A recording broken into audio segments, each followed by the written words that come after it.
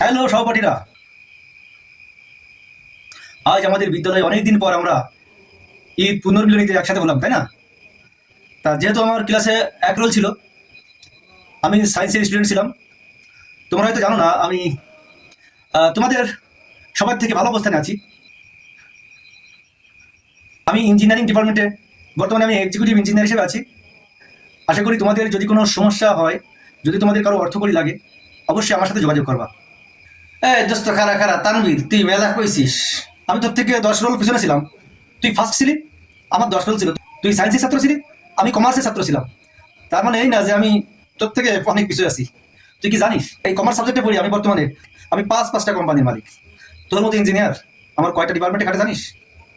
বরং যদি কারো কোনো হেল্প লাগে, আমার বন্ধু বান্ধব তোমাদের সবাইকে বলছি, যদি কারো হেল্প লাগে, তোমরা অবশ্যই কিছু বেকার আছো, আমার ফ্যাক্টরিতে চলে এসো। আমি অবশ্যই তোমাদের জন্য জবের ব্যবস্থা করব।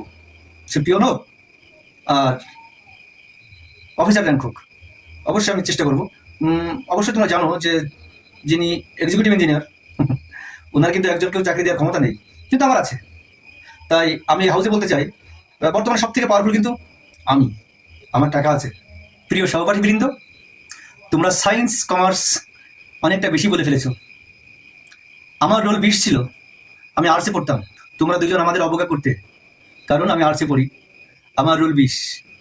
তোমরা কে কি করেছো? তোমরা কি আমার সম্পর্কে জানো? জেনে রেখো তবে। আমি বিশেষ ক্যাডার হয়ে ম্যাজিস্ট্রেট হই, এরপর ধাপে ধাপে এখন আমি কিন্তু একজন ডিসি। বুঝতে পারছো?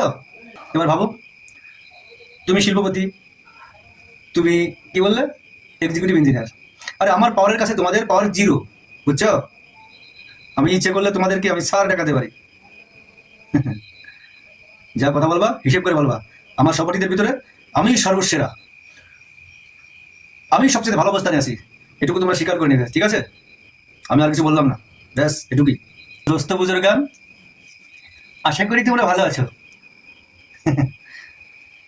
তোমরা জানো আমি এসএসসি পাশ করার পরে আমার আর ঘষা মাজা লেখাপড়া সম্ভব হয়নি। তোমরা জানো যে আমি কোনো কলেজে আর ভর্তি হইনি।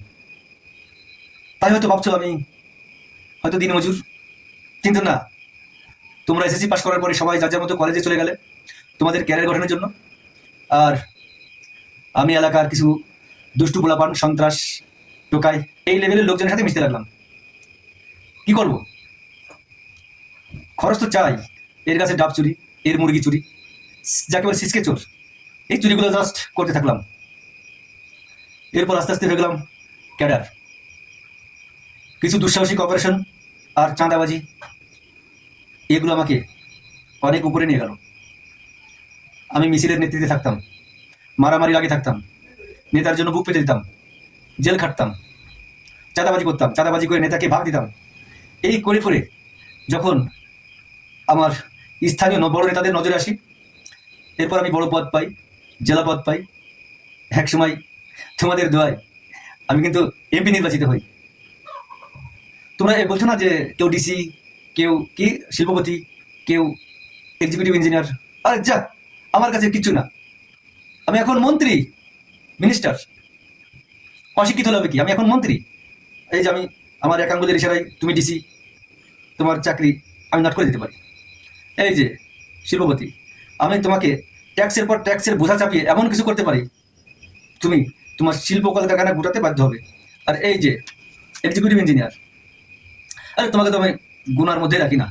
তুমি ছিলে ক্লাসে ফার্স্ট, আমি ছিলাম ক্লাসের লাস্ট। তাতে কি, দেখো এখন পজিশন তোমার ক্লাসে সবার থেকে লাস্ট, আমি সবার থেকে ফার্স্ট। অহংকার করতে নেই, বুঝছো? এই একটা পদ পজিশন এখনো বাংলাদেশে টিকে আছে, যার জন্য কোনো শিক্ষা লাগে না।